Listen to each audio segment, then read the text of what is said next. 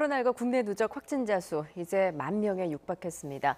해외 유입과 함께 산발적 집단 감염이 이어지면서 확산세가 큰 폭으로 꺾이지는 않는 모습입니다. 네, 정부는 주말 전에 고강도 사회적 거리두기 연장 여부를 발표할 예정인데요. 오늘 패널 소개해드리겠습니다. 백순영 가톨릭대 의대 미생물학교실 교수 그리고 최진봉 성공회대 교수 나오셨습니다. 두 분 안녕하십니까? 안녕하세요. 안녕하세요. 예, 국내 이제 확진 환자 수 곧 10,000명을 넘어설 것으로 보이는데 이제 오늘까지 누적 환자 수가 9,976명입니다. 지금 확산세가 꺾일 듯하면서도 꺾이지 않는데 그 원인을 뭐라고 보십니까? 아마 내일이면은 분명히 10,000명은 넘어가겠죠. 근데 네. 이 10,000명이라는 숫자가 지금 생각하고 우리 감염병 초기에는 많이 다른 것 같습니다. 초기에는 10,000명이라는 숫자가 엄청난 숫자로 보였지만 지금 그런 정도까지 공포는 없는 것으로 보이는데요. 네. 실제로 우리가 좀 되짚어 보면은 31번 그 환자가 확진된 이후로 계속 환자가 늘어서 2월 29일에는 909명까지 올라갔었거든요. 우리 전 국민이 굉장히 공포에 휩싸였습니다.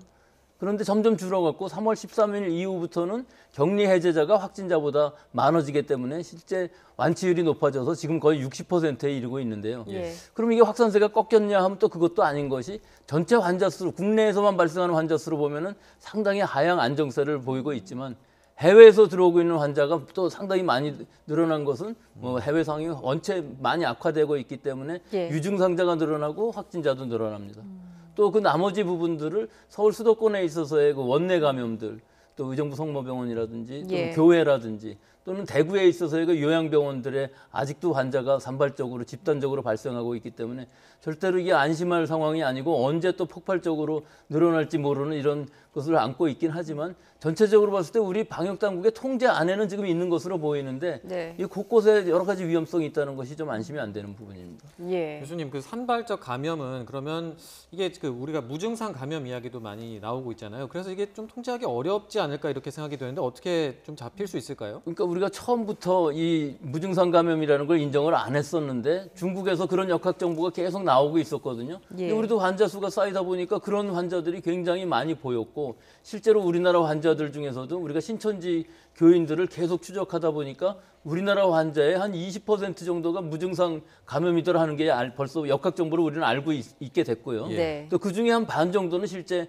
확진이 되는 환자였기 때문에 무증상 환자가 굉장히 많고 이 부분들은 우리가 지금 원내 감염 같은 것도 막지 못하는 이유가 무증상이고 음성이고 병원에 입원한 이후에 어떻게 전파가 되는지 그것을 산발적으로 일어나기 때문에 실제로 이 부분은 우리로서는 어떻게 할 수 없는 부분인 건 분명합니다. 예.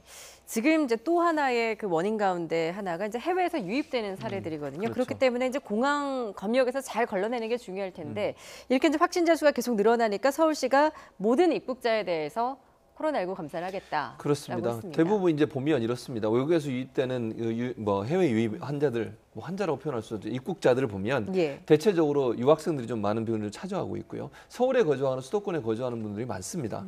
그러다 보니까 서울시가 사실은 전체 유입 환자의 유입인들의 많은 부분을 차지하고 있다라고 볼 수 있을 것 같고 그러다 보면 결국 문제는 뭐겠습니까? 무증상 상태로 들어와서 증상이 없는 상태로 가정으로 갔다가 나중에 발열이 되는 경우들이 있을 수 있고 예. 또 증상이 나타날 경우도 있게 되겠죠. 그럼 예. 무증상 상태에서 가정으로 들어가면 가정 내에 혹시나 고령자가 계시거나 아니면 기저질환 환자가 있을 때는 위험한 상황까지 빠질 수 있는 거거든요. 또 예. 다른 어떤 가정 내 확산의 요인이 될 수도 있고요. 그래서 이제 서울시에서는 이 부분을 미리 그럼 막기 위해서 아예 모든 사람에서 증상이 있든 없든 모든 사람에 대해서 다 검진을 하겠다. 그러기 위해서 결국 잠실 운동장에다가 결국 그 워킹 트루라고 그러죠. 걸어가면서 간단하게 검사를 받을 수 있도록 하는 조치를 하겠다라고 지금 밝히고 지금 사진에 나오고 있습니다. 화면에 나오고 있습니다만 저런 지금 장치들을 설치하고 있는 상황이고요. 네. 그러니까 서울시 입장에서는 가능한 한 빠른 시간 안에 모든 사람을 검진해서 위험 요소 자체를 미리 사전에 제거하겠다 이런 의도라고 보여집니다. 네. 예. 서울시가 이제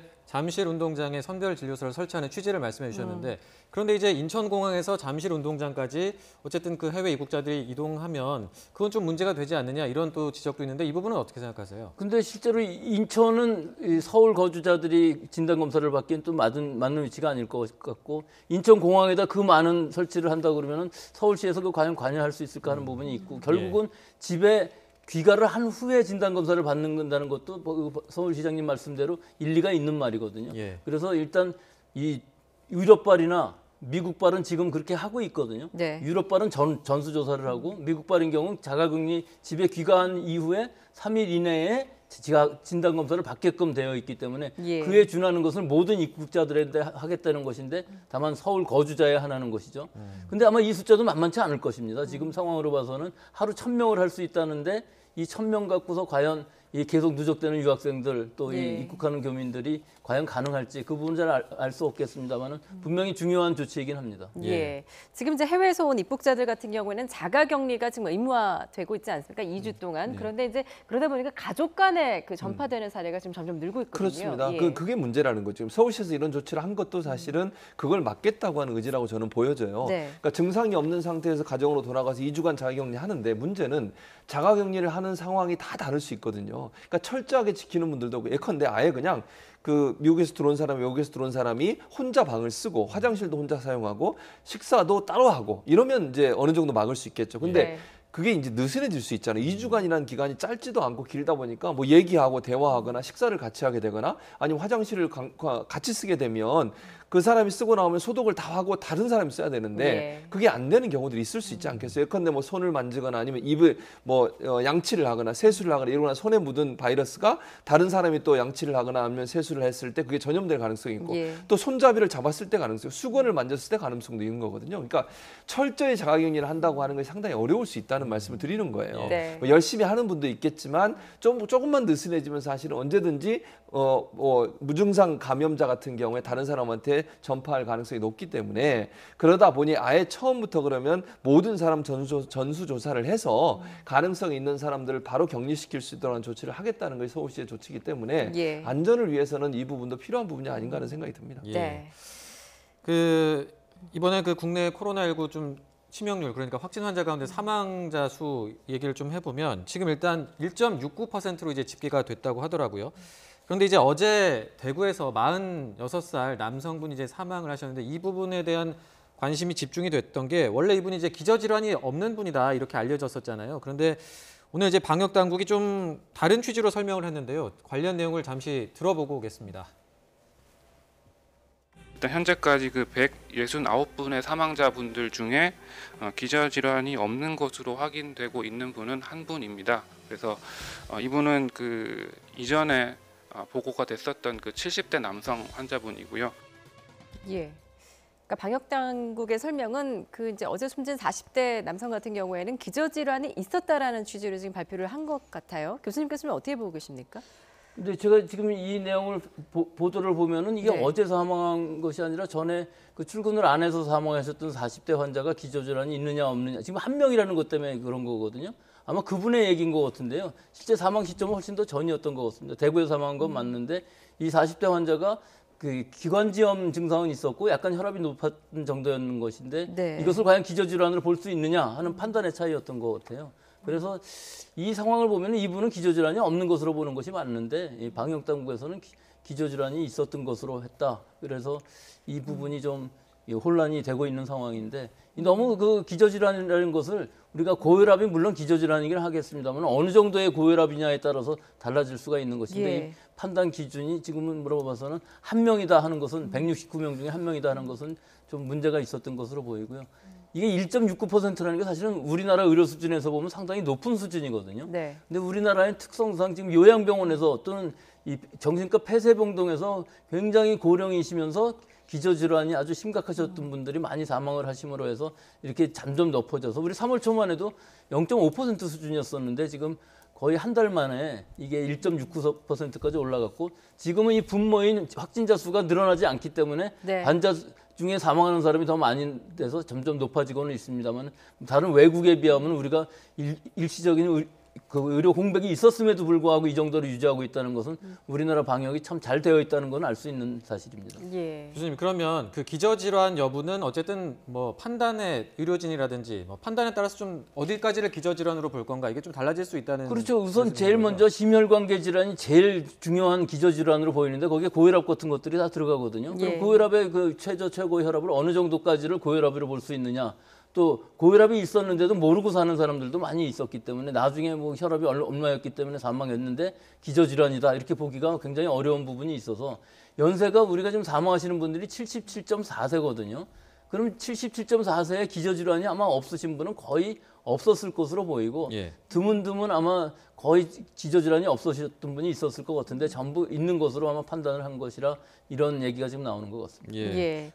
자, 그런가 하면 이제 의정부 성모병원에서도 이제 확진 환자가 꾸준히 나오고 있는데 지금 이제 층간 감염도 굉장히 확산이 돼서 예. 간호사, 간병인, 환자 등 20여 명이 확진이 됐습니다. 그러니까 이게 원래 8층에서 시작됐는데 지금 다른 층에서도 환자가 발생한 걸 보니 이게 지금 감염이 다른 방법으로 전파될 가능성이 있다는 생각이 들거든요. 그러니까 접촉을 직접 하지 않더라도 네. 엘리베이터를 사용하거나 아니면 다른 물건을 사용하거나 또 이런 부분들이 영향을 미쳤을 가능성도 있고 또 하나는 이제 병원 출입 명단도 없었다고 하지 않습니까? 관리가 제대로 됐는지 하는 부분에 대한 의문도 있고요. 또 대부분의 환자들이 환자이거나 가족이거나 또는 간병이거나 이렇게 지금 연결이 돼 있거든요. 그러니까 초기에 이제 이런 분들이 어떻게 접촉하는 부분을 막지 못했다는 부분이 좀 안타까운 부분이라고 볼 수 있을 것 같고 네. 또 하나 이제 목욕탕에 들렀던 간병인을 통해서 전염된 것으로 지금 알려지고 있는데 여기 이것도 지금 사실은 조사가 필요한 것 같아요. 그러니까 철원에서 사는 분이 어떻게 저기 이제 간병인으로 갔다 온 분을 만나서 동선이 겹치면서 저렇게 된 건데 네. 목욕탕 안에서도 그러면 다른 매개체를 통해서도 전염이 되는 것인지 물론 뭐 물만 통해서 전염된다고 보지는 않습니다. 목욕탕 안에도 손잡이라든지 아니면 물건을 함께 사용할 수는 있기 때문에 아니면 예. 들어가는 출입문이나 아니면 뭐 여러 가지 물건들이 함께 있기 때문에 그걸 함께 사용했을 때 감염될 가능성도 있는데 그런 부분들은 역학조사가 필요하고 또 하나는 지금 최초 감염원을 찾지 못하고 있거든요. 예. 그 부분을 찾아야만 감염의 경로들을 제대로 파악할 수 있을 텐데 지금 오리무중이어서 그 부분을 찾는 일이 급선무가 아니겠나 이런 생각이 듭니다. 예. 아직은 뭐 목욕탕 감염 뭐 위험 뭐 이렇게 단정할 단계는 아니고 좀 그렇습니다. 더 조사가 필요하다 이런 말씀이신 것 같습니다. 예. 그 요새 또 궁금한 게 요새 그 이제 봄꽃이 워낙 많이 피다 보니까 그 봄꽃 구경하러 가시는 분들도 적지 않은 것 같아요. 이게 아직은 좀 안심할 때가 아닌 것 같은데 또 마스크 끼고 가시는 분들도 적지 않은 것 같거든요. 이거 가도 되는 건지 어떻게 생각하세요?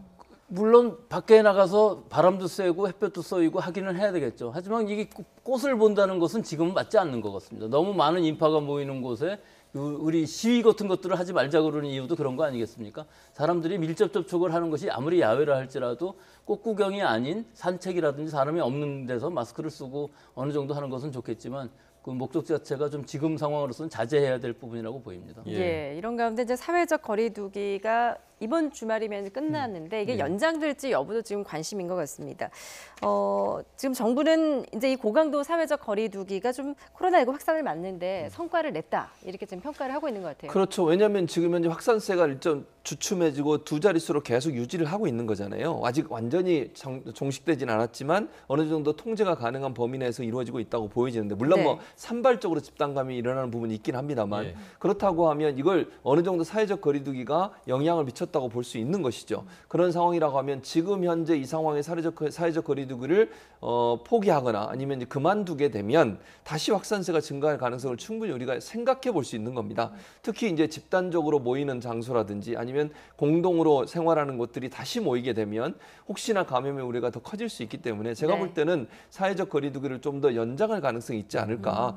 이번에 고삐를 줄 때 더 강하게 해야 됩니다. 이걸 풀어나 느슨하게 가는 순간 또 어떤 일이 벌어질지 아무도 몰라요. 그래서 네. 어느 정도 완전히 잡힐 때까지는 일정 부분 고강도 사회적 거리두기를 연장해야 된다라고 예. 하는 의견이 우세하다고 생각합니다. 예. 백 교수님도 여기 동의하십니까? 예, 동의는 하는데요. 지금 이 상황이 우리가 자발적으로 지금 사회적 거리두기를 하고 있는 거 아닙니까? 네. 근데 지금 3월 22일 이후로 고강도로 했는데 사실 생각하는 것만큼 떨어지지는 않고 있어요. 네. 근데 국민들의 피로감은 점점 높아지고 언젠가는 개학을 하고 또 거기에 이제 개학을 하게 되면은 교회라든지 예배라든지 여러 가지 그 다른 모임들도 분명히 일어날 텐데 예. 이럴 때를 위해서 우리는 그럼 계속 이걸 강력하게 밀고 나갈 수 있느냐? 그래서 이제 생활 방역이라는 개념이 나오는 것이고 생활 방역이라는 개념은 우리가 교회라든지 또는 개학을 했을 때 어느 정도까지 방역을 하고 소독을 하고 거리 두기를 하고 함으로써 어떤 시스템을 가질 수 있느냐 하는 것들을 잘 개념을 정리를 해서 사회적인 합의에 의해서 최대한으로 그것을 지키고 또 우리 방역 당국은 거기서 통제할 수 있는 범위가 어디까지인지를 확실하게 해서 이 재확산이 일어나지 않게끔 하는 것이지 지금 이 상황이 금방 끝날 것은 아닌 것으로 보이거든요. 분명히 여름까지 우리나라에서는 제로가 된다 할지라도 해외 상황이 악화가 되게 되면은 여름 아니라 뭐 가을 겨울까지도 환자 수는 0이 되지 않을 수도 있기 때문에 예. 이런 장기간의 대책을 위해서는 이런 고강도의 방역은 필요하지만 이 생활 방역이라는 개념도 분명히 지금부터 미리 정의를 해두는 것이 좋은 시기인 것 같습니다. 예, 그렇다면 이제 교수님께서는 뭐 개학이라든가 이런 고강도의 사회적 거리두기가 끝나는 시점이 좀 언제가 돼야 된다라고 글쎄요, 생각하십니까? 방역 면에서만 본다면은 개학은 무리라고 생각을 합니다. 예. 하지만 이 꼭 우리가 무리라고 그래서 못할 것은 아니고 네. 또 중국만 보더라도 실제로 개학을 못 하고 있거든요. 그 싱가포르 같은 데서도 개학을 하고 난 다음에 문제가 생겨서 다시 문을 닫고 하는 걸 보면은 우리도 사회적인 합의에서 어디까지가 개학이 가능한지 또 예배도 지금 비슷한 상황입니다. 뭐 네. 카톨릭에서 4월 5일까지 안 하겠다고 하다가 그 무기한 연기해서 다시 그 예배는 안 하기로 미사는 안 하기로 결정을 했거든요. 이런 네. 모든 결정들이 언젠가는 우리가 해야 될 정의를 지금 빨리 준비를 해서 방역 당국도 그렇고 우리 국민 전체도 이런 어떤 집단적인 발생이 일어난다 할지라도 너무 놀라지 말고 어떻게 잘 대처하느냐 그런 방법들을 잘 지금 생각해둬야 할 때라고 봅니다. 예, 알겠습니다. 자, 이번에는 좀 해외 상황도 짚어보도록 하겠습니다. 미국의 이제 코로나19 확산세가 좀 가팔라지면서 전 세계 확진자 수 90만 명을 넘어섰습니다. 영상 함께 보시죠.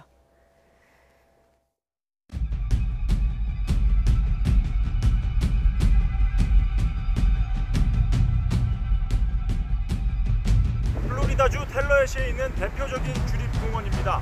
행정명령 발령과 동시에 이렇게 문을 닫았습니다.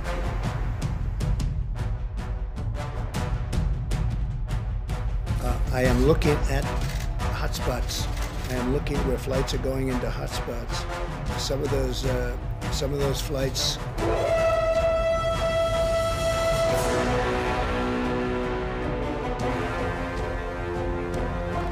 Pour les patients, ce sont des retards de prise en charge. C'est parfois un tri des patients qu'on va prendre en charge de manière prioritaire.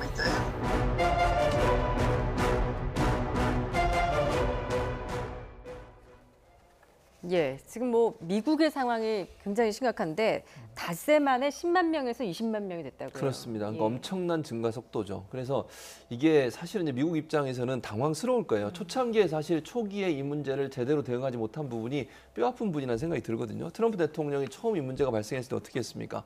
기침하는 모습을 보이면서 희화한 부분이 있었고요. 제대로 방역 체계를 갖추기보다는 우리는 뭐 충분히 이겨낼 수 있다. 뭐 감기처럼 독감처럼 진행할 것이다. 이 정도 얘기하면서 대응을 좀 느슨하게 한 부분. 이런 부분이 사실은 미국이 이렇게 확산세가 커지는 요인이 됐다. 네. 그다음에 진단을 제대로 못했어요. 우리는 사실 처음 환자 생기자마자 격리시키고 그다음에 감염 경로 확인해가지고 옆에 확진자 동선 다 확인해서 접촉자들 다 찾아내가지고 그분들 다 격리시켰잖아요. 예. 그런 조치를 안 취했어요. 그리고 우리처럼 이렇게 적극적으로 진단도 안 했고요. 또 그 준비를 우리 같은 경우에는 사실 처음 문제가 발생하자마자 시약 만드는 일을 위해서 그 관련된 회사들이 집중적으로 그거 연구했거든요. 근데 미국은 그거 다 손 놓고 있었거든요. 네. 우리처럼 손 씻기라든지 마스크 착용 지금 안 하고 있잖아요. 마스크 착용 지금도 안 하고 있는데 지금 조금 바뀌고 있습니다만 태도가 이런 요인들이 결국은 미국이 저렇게 급속하게 확진되는데 저는 이렇게 생각해요. 저렇게 확진되는 게 이미 제대로 확진을 안 했기 때문에 많은 부분 숨어 있었던 증상자들이 있었을 것이다. 네. 그냥 감기처럼 앓고 넘어갔는데 그게 코로나인지도 모르고서 넘어가는 경우도 많았을 것이고 초창기에는 검사비가 너무 비싸가지고 의료보험 없는 사람은 검사도 못 받는 상황이었거든요. 그런 상황에서 이게 확산되다가 이제 검진을 많이 하다 보니까 그게 튀어나오는 즉 다시 발견되는 그런 환상으로 가기 때문에 저렇게 짧은 시간에 엄청나게 많은 숫자가 늘어난 게 아닌가 이런 생각이 듭니다. 예. 짧은 시간에 환자도 많이 늘고 또 사망자 수도 굉장히 빠르게 느니까 그 미국에서는 미국 국방부에서 뭐 시신 가방 10만 개를 뭐 준비한다 이런 언론 보도도 나오더라고요. 이게 지금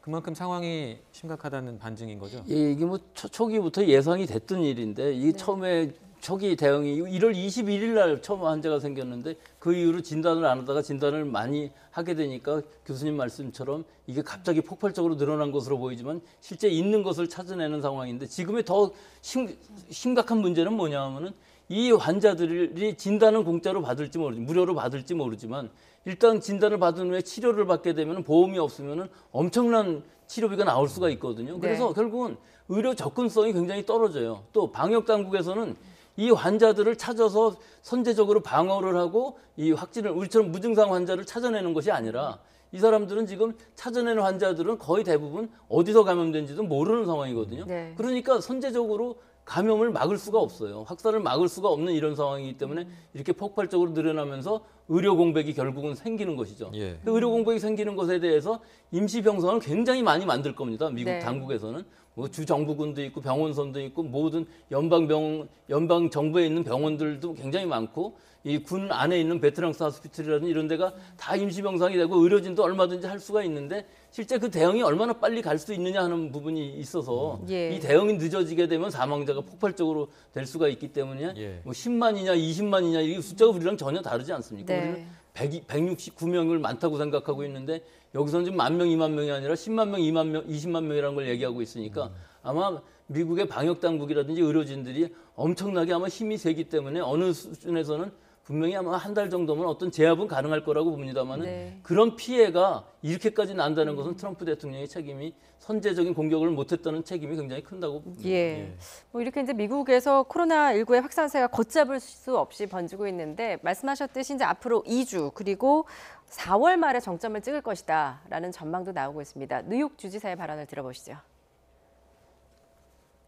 But what we're looking at now is the apex, top of the curve, roughly at the end of April, which means another month of this.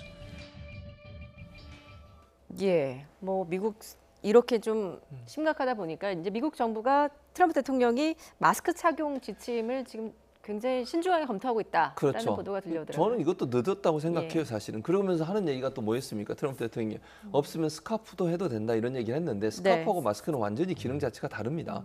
스카프 같은 경우는 물론 종류에 따라 약간 차이가 있겠지만 비말이 번져나갈 가능성은 있고 뚫고 나갈 가능성이 충분히 있어요. 우리가 지금 쓰고 있는 방역 마스크하고는 전혀 다른 기능을 한다고 보여지고요. 근데 과연 저게 효과가 있을까 하는 부분은 저는 좀 의문이라는 생각이 들고 예. 이제 문제는 지금 방역에 준비하는 부분도 여러 가지 어려움이 있고 문제가 있지만 마스크도 사실은 제대로 공급 못 해요. 미국에 뭐 제 지인들이나 아는 분들 지금도 연락하고 이러는데 그분들한테 마스크 사러 가면 마스크가 없어요, 아예. 우리처럼 뭐 우리는 지금 그 어느 정도 이제 잡혔잖아요. 그거 오부제 시행하면서 많은 부분이 마스크 대란이라는 얘기는 거의 없어졌습니다. 뭐 언제든지 가도 살 수 있는 상황이 됐어요. 그런데 지금 미국 같은 경우 마스크 생산도 못 하고 있죠. 저 많은 사람들을 다 공급할 수도 없고 실제로 미국은 지금까지도 마스크를 착용하는 것에서 적극적으로 얘기하지 않습니다. 지금. 예. 그러니까 이제야 그걸 선회할지 말지를 결정하고 있는 건데 저는 저런 게 문제라고 생각해요. 일반적으로 사람들이 돌아다니면 마스크 안 하고 얘기하고 비말 튀고 이러는 거를 전혀 이제 감염의 중요한 어떤 요인이 된다는 사실을 인식을 못하는 거 아니겠습니까? 그러다 보니까 결국 더 확산세가 증가할 가능성도 있어서 빨리 전원 조치를 해야 되는데 그런 부분을 하지 못하는 것이 좀 안타깝다는 생각이 듭니다. 네. 백 교수님, 그 트럼프 대통령의 발언, 그러니까 마스크보다 뭐 마스크도 괜찮고 뭐 스카프를 써라 이렇게까지 얘기를 했는데 이게 이 발언 좀 어떻게? 예, 이게 전혀 뭐 엉뚱한 발언이고요. 우리가 마스크라는 것에 어떤 기능이냐면 지금 다른 바이러스에서는 꼭 그렇지도 않았습니다. 독감이나 이런 것들은 그냥 마스크 없이도 미국 사람들이 다 넘어갔는데 예. 지금 우리나라랑 미국의 차이가 뭐냐면은 우리나라 사람들은 대부분의 사람들이 마스크를 쓰고 있었기 때문에 젊은 사람들이 아무리 무증상이라 할지라도 다른 사람들한테 감염시키는 걸 굉장히 많이 막아준 효과가 분명히 있었고 대중교통이라든지 이런 데 있어서도 이런 불특정 다수가 감염되는 것을 많이 막아준 방어벽 역할을 분명히 했거든요. 예. 물론 거리 두기도 필요하지만 그 거리 안에 있는 사람이 마스크를 하고 있다면 그 굉장히 방어벽으로서 효과가 있었던 것이거든요.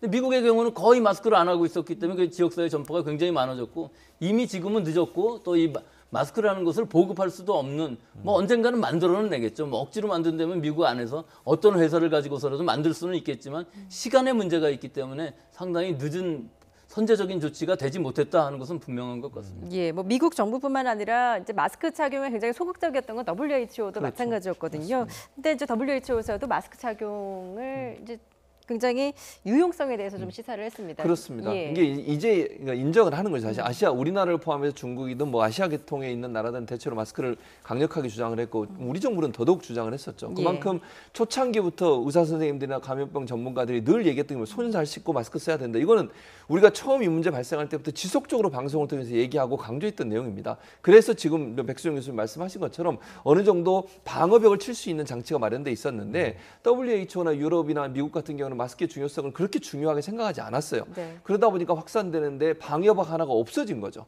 그러니까 이게 물론 마스크를 쓰고 안 쓰고가 확산을 어떻게 하느냐 영향을 조사한 결과는 아직까지 나온 게 없지만 지금 우리가 봤던 상황으로 본다고 마스크 하나 안 쓴 것이 결국 확산이 엄청나게 빨라지는데 영향을 미치는 요소가 됐다는 건 분명히 보입니다. 이건 실험적인 상황이 아니라도 우리가 경험한 경험대로 보면 이미 저는 그 검증됐다고 생각을 해요. 네. 그런데 WHO가 저렇게 좀 미온적으로 나오고 좀 뒤늦게 한 것은 이 코로나19 바이러스가 유럽이나 미국에서 막을 수 있는 기회가 있었음에도 불구하고 그거를 하지 못했던 문제라고 보여지고 또 하나는 이제 유럽이나 미국 같은 경우 마스크에 대한 안 좋은 어떤 이미지가 있어요. 기본적으로 뭐 예를 들면 범죄자들이 주로 쓰거나 뭐 병 걸린 사람이 쓰는 거지 마스크를 왜 써야 되냐 이런 이미지가 있었는데 이걸 바꿔줘야 되거든요. 사실 네. 이번 바이러스가 갖고 있는 특성 자체가 비말에 의해서 전염이 되기 때문에 마스크가 아주 중요한 방역 조건이 된다라고 하는 부분 이런 부분들을 홍보를 했어야 되는데 그걸 하지 않은 부분이 이런 결과를 낳지 않나 이렇게 생각을 합니다. 예. 예. 마스크 정책과 관련해서 이제 뭐 미국과 세계보건기구의 관련된 논란이 계속 이어질 것 같은데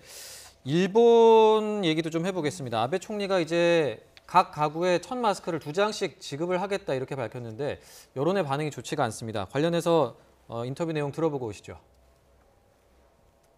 この布マスクは使い捨てではなく洗剤を使って洗うことで再利用可能であることから急激に拡大しているマスク事情に対応する上で極めて有効であると考えております。まあないよりいいっていうだけですね。もっと他にやることあると思うんですけど。1世帯に2枚ってちょっと足りない気がするんですけど、全然足りない。 예. 일본에서는 이제 뭐 가구당 1000 마스크 2장을 이야기하니까 일각에서는 이게 만우절 농담이 아니냐 뭐 이런 이야기도 흘러나오고 있더라고요. 일본 내에서 이렇게 뭐 필터용 보건 마스크를 생산해내는 게 어렵습니까? 이 마스크는 미국이나 일본이나 다 비슷한 것이 이 원자료가 있어야 만드는데 아무리 많이 늘려도 일본 인구가 1억 2천이 넘거든요. 네. 우리의 2배가 넘는데 그것도 가구당 2장인데도 몇 마스크라고 그러면 우리나라에서 이런 발언을 했으면 큰일 났을 텐데 예. 일본인 경우 일본 국민들이 부족하다고 생각합니다. 뭐 이 정도니까 이 굉장히 이 생각의 차이가 엄청나다고 보이고요. 예. 근데 원래 일본 사람들은 마스크 많이 쓰고 다니던 사람들이었어요. 네. 그런데도 불구하고 사재기뿐만 아니라 마스크 부족 현상까지 가는 거 보면은 굉장히 이 초기 대응이 잘못됐다는 것은 아베의 그 올림픽 때문에 방역을 하지 못한 이 책임은 계속 넘어가고 계속 책임 전가만 되고 있는 것 같습니다. 예. 관련해서 이제 뭐 아베 총리를 패러디한 뭐 패러디물도 일본에서 굉장히 많이 눈길을 끌고 있는데 저희가 뭐 화면을 좀 몇 가지 준비를 했습니다. 한번 보면서 이야기해 보도록 하겠습니다. 예, 오늘 뭐 SNS에서 가장 많이 검색된 단어가 아베노 마스크라고 네. 하더라고요. 그러니까 아메노 마스크가 노라는 영어로 하면 NO잖아요. 아니라는 얘기 아니겠습니까? 마스크를 저렇게 패러디 보세요. 본인 2장 써라 눈을 가리게 하고 입 가리게 하는 거잖아요. 또 다른 다른 패러디도 많아요. 예를 들면 가족이 하나, 이게 사진 나오네요. 3명이서 한 장을 쓰고 있잖아요, 지금. 예. 그러니까 가족이 6명, 7명인데 2장을 주면 어쩌라는 겁니까, 대체? 저걸로 그리고 뭐 일주일을 어떻게 버텨요? 예. 빨아 쓰라고 그러는데 저것도 이제 거짓말인 줄 알았다는 논란이 되고 있는 부분이고요. 그래서 저런 패러디가 나온다고 하는 것은 기본적으로 일본 정부에 대한 국민들의 어떤 불신 이런 부분이 작용한다는 보지 않겠습니까? 네. 그러니까 아베 총리가 지금까지 그 올림픽이라는 것 때문에 결국은 인정도 안 하고 검진도 제대로 안 하고 진단도 제대로 안 해서 이런 상황까지 만들어놨고 이런 상황이 되니까 마스크가 품귀 현상이 일어나니까 또 그거 비난받기 싫어서 결국 1000 마스크 2개 나눠주겠다 이런 얘기를 하는 것이 국민들 입장에서 얼마나 좀 제가 이런 말씀 들으면 한심스럽게 느껴지겠습니까? 정부 예. 대책이 제대로 되고 있냐에 대한 비판일 수밖에 없는 상황이 아닌가 하는 생각이 듭니다. 예. 지금의 뉴욕의 모습이 앞으로 2, 3주 뒤에 도쿄의 모습이 될 수 있다. 이렇게 뉴욕에 거주하는 일본인 의사가 이렇게 경고를 했다고 하던데 일본 내 지금 감염 실태에 대해서 교수님은 어떻게 보고 계십니까? 이 올림픽이 끝난 다음부터 방역 당국은 벌써 알고 있었을 거예요. 외국의 외신들도 계속 얘기를 했고 이탈리아나 미국이나 이런데 마찬가지 상황이 벌어질 것이다 하는 것이 지금 예상되는 것이 숫자 자체가 그다지 많지 않은데 실제로 진단검사가 그다지 많이 이루어지지 않거든요. 네. 우리가 10,000건 이상 하는 데 비해서 일본은 1,000건 이상 정도 되기 때문에 인구가 우리보다 2배가 많은데 우리의 10분의 1밖에 안 하는데도 환자가 이 정도 많이 나온다는 것은 양성률이 굉장히 높다는 것이거든요. 네. 근데 이게 어디가 문제가 되냐면 일본은 병상 수가 굉장히 많아서 사실 대처는 잘 될 수 있는데 이 오히려 지방보다는 도쿄나 오사카 같은 데에서 갑자기 환자가 많이 폭증할 경우에는 의료 공백 상황이 분명히 일어납니다. 그렇기 예. 때문에 사망률이 높아지고 결국은 대처하지 못하는 상황이 일어날 수 있거든요. 그래서 동경 봉쇄라든지 이런 말이 나오는 것인데 아직까지 어떻게 전개될지는 모르겠습니다만 일본에서 지금 이 대처는 굉장히 늦었다고 보이고 지금도 절대적으로 진상검사를 많이 해야 되는데 안 하고 있는 것이 실제 지역사회에 전파되고 있는 환자들을 찾아내지 못하고 미연에 이것들을 지연시키는 즉 격리하고 치료하고 하는 것들을 못하고 있기 때문에 네. 치료 시기가 늦은 벌써 이 우리처럼 요양병원 같은 데가 굉장히 잘 돼 있는데도 불구하고 동경 안에 있는 요양병원들에도 많은 환자들이 사망하고 있거든요. 이런 부분들은 앞으로 굉장히 심각한 상황으로 갈 것으로 보입니다. 예, 예. 일본 그리고 도쿄 상황을 좀 지속적으로 지켜봐야 될 필요가 있을 것 같습니다. 저희가 유럽 이야기도 좀 해보겠습니다. 원래 이탈리아랑 스페인이 유럽에서 굉장히 이제 상황이 안 좋은 나라로 알려져 있었는데 이제 물론 좀 조심스럽습니다만 지금은 좀 확산세가 꺾였다라고 볼 수 있을까요? 어떻습니까? 그러니까 우리나라도 909명으로 갔다가 숫자는 줄어들지만 환자는 계속 많아지는 것이거든요. 이 전체로 놓으면 굉장히 공포스러운데 이 증가세가 꺾였다는 것이죠. 즉 이렇게 증가세가 꺾이면은 우리나라처럼 이게 상당히 많이 줄어들 수는 있는 상황이기 때문에 예. 이 이탈리아나 스페인인 경우에 있어서는 일단 증가세는 멈췄지만 아직도 의료 공백이 있기 때문에 사망률이라든지 이런 것들을 낮추기는 아주 어려운 상황이라고 보고 그 이외의 국가들은 스웨덴을 제외하고는 다른 나라들도 상당히 위험한데 다만 독일은 환자 수의 발생에 비해서는 이 사망률이 굉장히 낮아서 네. 중증 환자들을 잘 치료하는 걸로 보이지만은 이 환자 증가세를 막지 못한다는 것은 우리나라처럼 이렇게 진단을 많이 하고 빨리 격리를 시킬 수 있는 방역 시스템을 갖고 있지 못한다는 걸 뜻하기 때문에 아마 지금으로 봐서는 우리나라 이외에는 이렇게 방역을 할 수 있는 나라는 없는 것으로 보입니다. 예. 이런 가운데 이제 프랑스에서 우리나라 신천지 교회 집단 감염처럼 교회를 매개로 수천 명이 감염되는 사례가 나왔다고요. 그렇습니다. 프랑스에서 대규모 종교 집회가 있었던 것 같아요. 근데 이게 한 교회가 한 건 아닌 것 같고요.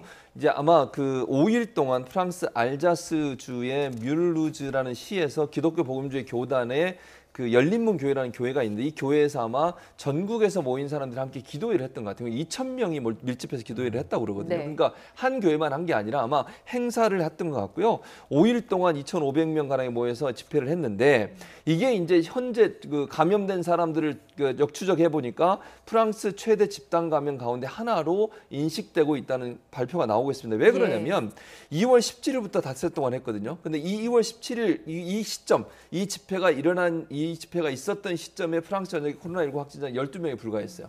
근데 이 집회에 다녀오고 나서요. 2월 29일 날 이 집회에 조부모와 함께 참석했던 아이의 어머니가 확진을 받았어요. 그러니까 집에 돌아와서. 또 하나 볼까요? 3월 2일 날 이 뮬무즈라는 시에서 남쪽으로 624km나 떨어진 곳에 있는 한 지역의 남성이 코로나19 양성 판정을 받는 이 사람이 기도에 참석했던 사람이에요. 그러니까 624km면 상당히 먼 거리잖아요. 전국에 있는 사람들이 저 집회에 왔던 것 같고 기도회를 통해서 5일 동안이나 함께 있다 보니까 누군가에 의해서 감염이 확산된 거. 기도하다 보면 막 소리도 지르고 찬송 부르면 입에 비말도 튀거든요. 이게 이제 확산된 것 같아요. 그래서 이분들이 또 전국으로 퍼져나간 거죠. 그러다 보니까 지금 현재 확진자가 57,763명이 됐는데 이 중에 많은 분들이 아마 이 집회에 참석해서 확진이 되거나 아니면 감염이 됐을 가능성 그런 가능성을 지금 예측하고 있는 상황입니다. 예. 그 우리나라 신천지 사례도 그렇고 외국으로도 많이 보도가 됐었는데도 저렇게 좀 뭐 대응을 제대로 뭐 주의를 못 기울인 것 같아서 좀 안타까워요. 그러니까요. 그러니까 같이 모이는 것들을 전부 하면 안 되는 거예요. 집단으로 모이는 행사들을 다 자제를 해야 되는데 그런 부분에 대해서 제대로 인지를 못 하고 있었던 것 같아요. 그러니까 아마 프랑스 같은 경우에도 2월 달만 해도 처음에는 환자가 없었기 때문에 이런 일이 발생할 거라 생각하지 못했던 거고 이 교회 측에서 뭐라고 얘기하냐면요. 본인들이 집회를 열었던 2월 17일부터 닷새 이 얘기했잖아요. 그 당시에는 5명밖에 없었기 때문에 위험성을 인지하지 못했다. 그리고 시 당국에서도 이런 집회에 대한 어떤 경고를 한 적이 없어서 본인들은 했을 뿐이다라고 얘기를 하고 있는 상황입니다. 예. 자, 그런가 하면 이제 세계 곳곳에서 청소년이나 유아들의 지금 감염 사례도 속속 보고가 되고 있는데 미국에서는 태어난 지 6주밖에 안 된 아이가 또 숨지기도 했습니다. 그러니까 보통은 이 유아들 특히 1세 이하의 어린아이들은 상당히 면역력이 떨어져 있는 게 사실이에요. 근데 이 코로나 감염증인 경우에서는 사실 10세 이하의 아이들이 중증으로 가는 경우는 있어도 사망하는 경우가 거의 없었는데 세계 최연소 아마 사망 케이스인 것 같습니다.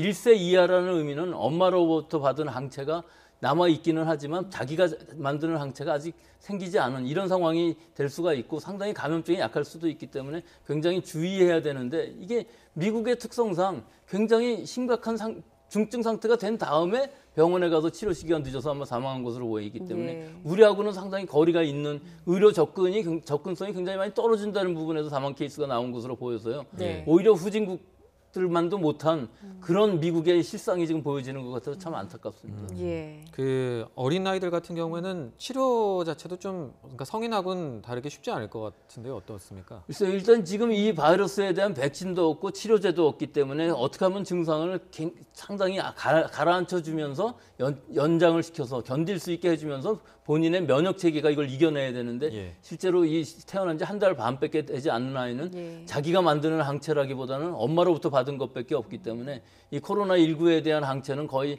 지금 자기가 만들기도 어려운 상황이라 1세 이하의 어린아이에 있어서 이런 위험성이 존재하고 있었던 것인데 다른 나라들에서는 다들 잘 대처를 해서 그렇게 1세 이하의 어린아이가 사망하는 케이스가 없었는데 예. 불행하게도 미국에서는 이런 케이스가 지금 생겼습니다. 예, 60밖에 안 된 아이가 참 숨졌다니까 정말 안타까운 일인데요. 안타까운 일이 또 있습니다. 그 유방암 4기 투병 중에 네. 코로나19로 숨진 40대 여성이 그렇습니다. 사망 직전에 예. 무전기로 자녀들과 작별 인사를 했다고. 그러니까요. 이게 참 안타까운 소식인데 예. 이분 같은 경우에 42세 신디 루터라고 하는 여성인데요. 이 여성이 유방암 환자였어요. 근데 치료를 받고 있으면 1일까지 지난 1일까지만 해도 증상이 상당히 호전적이었거든요.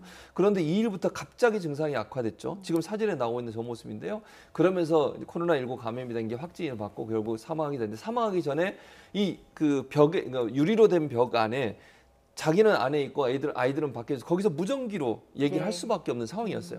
이분이 더 안타까운 게 뭔지 아십니까? 이분이 남편과 사별을 했어요. 8년 전에. 예. 8년 전에 사별을 하고 홀로 13살부터 24살까지 6명의 아이를 홀로 키웠던 분이거든요.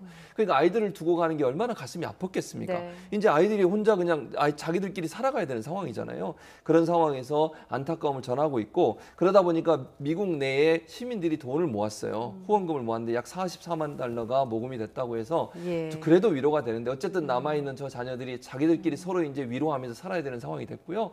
이 코로나가 가져온 여러 가지 현상 중에 저렇게 마지막 임종도 직접 대화를 못하고 무전기로 해야 되는 상황까지 왔어서 참 안타까움을 표하고 있는 그런 상황이라고 할 수 있습니다. 예. 그러니까 이게 참 비극적인 일이고 안타까운 일인데 어제는 이제 만우절이었다고 해서 이제 가수 겸 배우 김재중 씨가 SNS에 이제 그 논란이 된 글을 올렸다가 그렇습니다. 굉장히 비판을 받았잖아요. 그렇습니다. 외신에서도 보도가 나왔다. 예, 외신에서 보도가 있고 일본 같은 경우는요. 이분이 그 김재중 씨가 사실은 일본의 여러 프로그램에 출연하고 이 계획이 돼 있었나 봐요. 이 본인이 만우절에 본인이 코로나 바이러스에 걸렸다 이렇게 얘기하는 바람에 그 방송들이 난리가 났어요. 다 예. 취소하고. 근데 이런 거짓말을 하면 안 되는 거 아닙니까? 아니 이게 무슨 만우절 아무리 만우절이지만 예. 이거는 뭐 너무나 황당무계한 거짓말이에요. 근데 더 제가 좀 이해가 안 되는 것은 그리고 나서 사과문을 올렸는데 그 사과문 자체가 진정성이 떨어진다는 비판을 또 받고 있습니다. 네. 이렇게 올린 이유가 뭐 코로나19에 대한 어떤 경각심을 키워주기 위해서 그랬다고 하는데 본인이 코로나19 걸렸다고 하는 것과